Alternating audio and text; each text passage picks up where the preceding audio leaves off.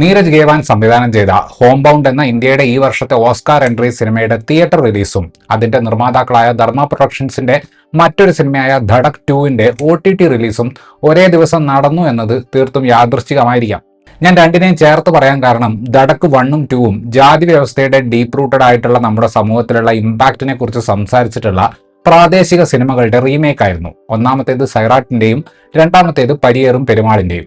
ജാതി വ്യവസ്ഥയെ കൊണ്ട് പലരും നേരിടുന്ന യാതനകൾ ഹോം ബൗണ്ട് എന്ന ഈ പുതിയ സിനിമയുടെ പശ്ചാത്തലത്തിലും കടന്നു വരുന്നുണ്ട്. എന്നാൽ നീരജ് ഗേവാന്റെ ആദ്യ സിനിമയായിട്ടുള്ള മസാനിലുള്ളതിന് സമാനമായിട്ട് സമയമെടുത്ത് കഥാപാത്രങ്ങളുടെ ലോകം നമുക്ക് പരിചയപ്പെടുത്തി തന്നതിന് ശേഷം പെട്ടെന്ന് അപ്രതീക്ഷിതമായിട്ട് ഒരടി തന്ന് നമ്മളെ ആകെ ഉലച്ചു കളയുന്ന ആ ഒരു ഇമോഷണൽ പരിപാടി ഈ സിനിമയിലും അദ്ദേഹം കാണിക്കുന്നുണ്ട്. ആകെ മൊത്തത്തിൽ ഈ സിനിമ നമുക്ക് മുമ്പിൽ അവതരിപ്പിക്കുന്നത് ആഴമുള്ള ഒരു കഥയിലൂടെ നല്ലൊരു ഭാവിക്ക് വേണ്ടിയുള്ള ഫൈറ്റിന്റെ ലെവലുകളും ലെയറുകളുമാണ്. ഉത്തർപ്രദേശിലെ ഒരു ഉൾഗ്രാമത്തിൽ ജീവിക്കുന്ന രണ്ട് അടുത്ത സുഹൃത്തുക്കളാണ് ചന്ദനും ഷുഹൈബും.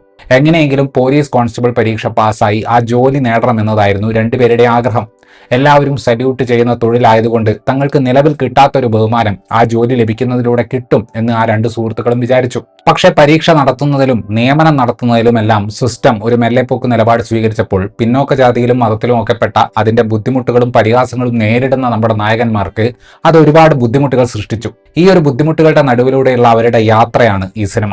ന്യൂയോർക്ക് ടൈംസിൽ പ്രസിദ്ധീകരിക്കപ്പെട്ട കോവിഡ് പശ്ചാത്തലത്തിൽ നടന്ന ഒരു യഥാർത്ഥ കഥയെ ആസ്പദമാക്കിയിട്ടാണ് ഈ സിനിമ ഒരുക്കിയിട്ടുള്ളത്. ഉത്തർപ്രദേശിലെ ഒരു ഗ്രാമത്തിലുണ്ടായിരുന്ന രണ്ട് ഉറ്റ സുഹൃത്തുക്കൾ ആ സമയത്ത് നേരിടേണ്ടി വന്ന ബുദ്ധിമുട്ടുകളായിരുന്നു അത്. ഈ ഒരു സോഴ്സ് മെറ്റീരിയലിന് നല്ലൊരു ബാക്ക് സ്റ്റോറി ബിൽഡ് ചെയ്യുക എന്ന പരിപാടിയാണ് സത്യം പറഞ്ഞാൽ നീരജ് ഗേവാൻ ചെയ്യുന്നത്. മൊത്തം കഥയുടെ ഏറ്റവും ഇമ്പാക്ട്ഫുൾ ആയിട്ടുള്ള ഒരു ചെറിയ ഭാഗം മാത്രമാണ് ഈ പറയുന്ന കോവിഡ് സമയത്ത് നടന്ന കാര്യങ്ങൾ. ആ ഒരു ഭാഗം നമ്മൾക്ക് അവർ ഉദ്ദേശിക്കുന്ന രീതിയിൽ ഫീൽ ചെയ്യണമെങ്കിൽ ആ രണ്ട് കഥാപാത്രങ്ങളെയും എല്ലാ തലത്തിലും പ്രേക്ഷകർ അറിഞ്ഞിരിക്കുക എന്നത് വളരെ ഇമ്പോർട്ടന്റ് ആണ്. ഈ രണ്ട് കൂട്ടുകാർ ജീവിതത്തിൽ പല രീതിയിലും നേരിടേണ്ടി വന്ന ചാലഞ്ചുകളെ നമുക്ക് മുന്നിൽ കാണിച്ചു തരാനാണ് സംവിധായകൻ സിനിമയുടെ നല്ലൊരു പങ്ക് ഉപയോഗിച്ചിട്ടുള്ളത്. ഈ ഒരു സമൂഹത്തിൽ സർവൈവ് ചെയ്യാൻ വേണ്ടി സ്വന്തം ഉള്ളിലെ അഭിപ്രായങ്ങൾ സപ്രസ് ചെയ്ത് ജീവിക്കുന്നവരാണ് നമ്മുടെ നായകന്മാർ. എഴുത്തിന്റെയും അവതരണത്തിന്റെയും ഒരു മികവ് എന്താണെന്ന് വെച്ചാൽ ഇതിലിപ്പോൾ ഷുഹൈബ് എന്ന കഥാപാത്രം ജോലി സ്ഥലത്ത് നേരിടാൻ പോകുന്ന വിവേചനം എന്താണെന്ന് നമുക്ക് അറിയുമെങ്കിലും അത് അവതരിപ്പിച്ചിട്ടുള്ള രീതി വളരെ റിയൽ ആയിട്ട് നമുക്ക് ഫീൽ ചെയ്യും. ചന്ദന്റെ കേസ് നോക്കിയാലും സ്വന്തം ഐഡന്റിറ്റിക്ക് വേണ്ടി ശബ്ദമുയർത്താൻ ധൈര്യമില്ലാത്ത ഒരാളായിട്ടാണ് അയാൾ നമ്മൾ ആദ്യം കാണുന്നത്. പക്ഷെ പോകെ പോകെ നമുക്ക് മനസ്സിലാകും എന്തുകൊണ്ടാണ് അയാളിൽ ആ ഒരു ഭയം വന്നത് എന്ന്. കഴിഞ്ഞ കുറച്ചു കാലങ്ങളായി തമിഴിൽ അംബേദ്കറൈറ്റ് രാഷ്ട്രീയം മുഖ്യധാരയിൽ പറയുന്ന ഒരുപാട് സിനിമകൾ നമ്മൾ കണ്ടിട്ടുണ്ട്.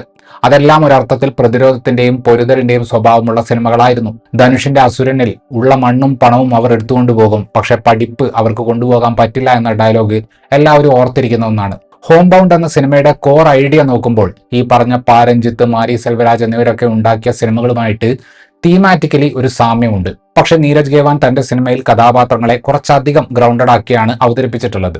അവർ പലപ്പോഴും ഫൈറ്റ് ചെയ്യുന്നത് ബെയർ മിനിമത്തിന് വേണ്ടിയിട്ടാണ്. വില്ലൻ ആരാണെന്ന് ചോദിച്ചു കഴിഞ്ഞാൽ ഈ സിനിമയിൽ നമുക്ക് അങ്ങനെ ഒരു വ്യക്തിയെ ചൂണ്ടിക്കാണിക്കാൻ പറ്റില്ല. പലപ്പോഴും അത് സാഹചര്യങ്ങളാണ്. ഇതിൽ തന്നെ ചന്ദൻ എന്ന കഥാപാത്രത്തിന്റെ ലവ് സ്റ്റോറി നോക്കിയാൽ അവിടെ ഉയർന്ന ജാതിയും താഴ്ന്ന ജാതിയും തമ്മിലുള്ള സ്ഥിരം പ്രേമത്തിലെ പ്രശ്നമല്ല വരുന്നത്. വലിയ ആഗ്രഹങ്ങൾ ചന്ദന് ഇല്ല എന്നതായിരുന്നു ആ പ്രേമത്തിലെ കോൺഫ്ലിക്റ്റ്. തന്നെ ആളുകൾ ജഡ്ജ്മെന്റലായിട്ട് നോക്കിക്കാണുന്നതായിരുന്നു ഷോയബ് നേരിട്ട പ്രധാന പ്രശ്നം. നമ്മുടെ നായകന്മാരുടെയും അവരുടെ കുടുംബങ്ങളുടെയും ബുദ്ധിമുട്ടുകൾ കാണിക്കുന്നതിന്റെ ഇടയിലൂടെ വളരെ സട്ടിലായിട്ട് പറഞ്ഞു പോകുന്ന ചെറിയ ചെറിയ ഡീറ്റെയിലുകളുണ്ട്. ആദ്യ കാഴ്ചയിൽ അത് കാണുമ്പോൾ വളരെ സ്വീറ്റ് ആയിട്ടുള്ള തമാശ നിറഞ്ഞ കുറച്ചൊക്കെ ഒരു പ്രതീക്ഷ നൽകുന്ന തരം കാര്യം പോലെയാണ് അതിനെ അവതരിപ്പിക്കുന്നത്. പക്ഷേ സിനിമയിൽ നിർണായകമായിട്ടുള്ള അവസാന ഘട്ടങ്ങളിൽ ഈ പറഞ്ഞ കാര്യങ്ങളൊക്കെ മറ്റൊരു രീതിയിൽ തിരിച്ചു വരുമ്പോൾ അതുണ്ടാക്കുന്ന ഒരു ഇമ്പാക്ട് വളരെ വലുതാണ്. അതിനാടകീയത ഇല്ലാതെ മരണരംഗങ്ങൾ തനിക്ക് ചിത്രീകരിക്കാൻ സാധിക്കുമെന്നത് നീരജ് ഗേവാൻ തന്റെ ആദ്യ സിനിമയായ മസാനിൽ തെളിയിച്ചിട്ടുള്ളതാണ്. ഇവിടെയും അദ്ദേഹം അതുപോലൊരു സംഭവം ചെയ്യുന്നുണ്ട്. ഇമോഷണൽ ആർക്ക് നോക്കുകയാണെങ്കിൽ മസാനും ഹോം ബൗണ്ടും തമ്മിൽ അങ്ങനെ ഒരു സിമിലാരിറ്റി തോന്നുന്നുണ്ട്. ട്രാജഡികളിൽ നിന്ന് ഉൾക്കൊള്ളാനുള്ളതൊക്കെ ഉൾക്കൊണ്ടുകൊണ്ടും മുന്നോട്ട് നീങ്ങുന്ന കഥാപാത്രങ്ങളെ മസാൻ കാണിച്ചു തന്നിരുന്നു. ഇവിടെയും ജീവിതത്തെ അങ്ങനെ നോക്കുന്ന കഥാപാത്രങ്ങളെ കാണാൻ സാധിക്കും. ഷാഡോകളെ ഫലപ്രദമായിട്ട് ഉപയോഗിക്കുന്ന ഒരു സിനിമാറ്റോഗ്രാഫിയാണ് പ്രതീക്ഷ ഈ സിനിമയിൽ ഉപയോഗിച്ചിട്ടുള്ളത്.